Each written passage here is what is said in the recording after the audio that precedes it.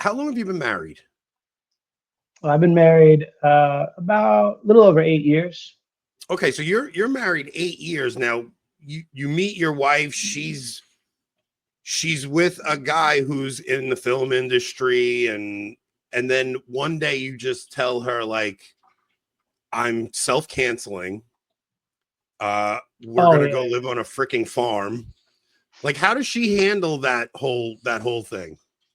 Was she shocked? Was Um, she just full? Because I think if I told my wife like we're moving to the middle of nowhere, she's gonna do whatever I ask her to do. But I do think there's got to right. be like, wait a minute, what? There's some shock value to that, right?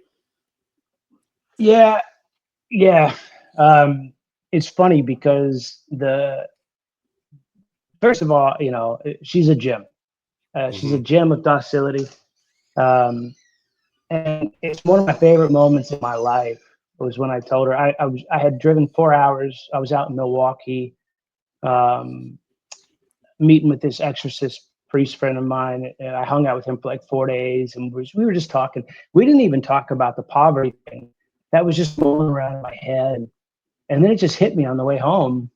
I was like, "This is what I want to do. I really know what I want to do. It's weird and it's wild, and I don't understand it, but I know that this is what I want, and this is what I want for my family. And this is I could sense the fruits, although I couldn't articulate them or really understand it. And I told her I walked in the door and I said, "Okay, here's what we're doing." And she just kind of stared at me and she said, "Okay, that was it."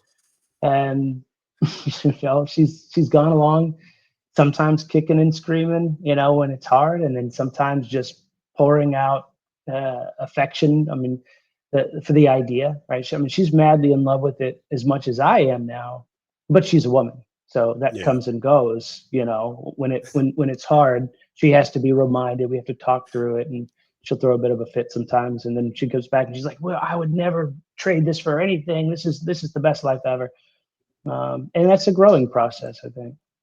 Yeah, there was something you said online a couple of years back, and it just like struck me. And you were like, poverty only sucks if you're trying to get out of it. Like, Yeah, like I remember you saying, you're like, poverty only sucks if like you're desperately trying to get out of it. But if you embrace it and you actually are like, no, I want to be poor.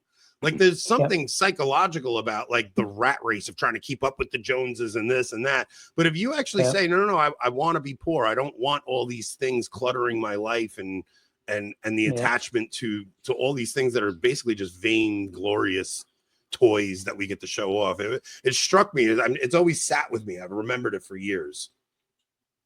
Yeah, and I mean, that's really the core of the whole thing. The core of the whole thing is I don't, there's no widgets in my life. There's nothing. Our overhead, we're aiming for zero. We've gotten it really close a couple times, and then things will happen, and life throws a curveball at us. But I mean, our overhead is rarely ever more than a few $100s a month, which I can build a shelf for somebody. Some lady at the Mhm. parish, she's like, "Oh, I need a shelf." Like, I'll build it for you. I mean, that covers it right there. It, I don't, I just don't ever really have to think about money. I don't really ever have to think about uh, doing anything for people, or I don't think about taxes. It's really odd now looking back at my life, because I ran this big multi-million dollar business, selling shows and doing all this stuff. It's so complicated. All the mountain of widgets, and every widget begets another widget and more widgets, and it's endless, right? I mean, you know what it's like when you're living a normal middle class successful life. You're juggling 1,000 balls, um, and I don't have. I mean, just don't have that. I Yeah. haven't set an alarm, in years. I wake up at first light anyway when the birds start chirping. But I mean, you don't have nothing is in control of you. There's nothing The over you. There's nothing. the one You're thing I free. was hoping you were going to do, I was hoping you were going to film the building of your home on your new land. Like I saw Yeah. you were like filming the clearing of the land and stuff. Like I was hoping you were going to film that process because not for the algorithm's sake, not for the, but it's so interesting to me to see somebody pick up, move to the middle of nowhere, and just say, "Yeah, I'm going to do this," you know. And it's like Yeah.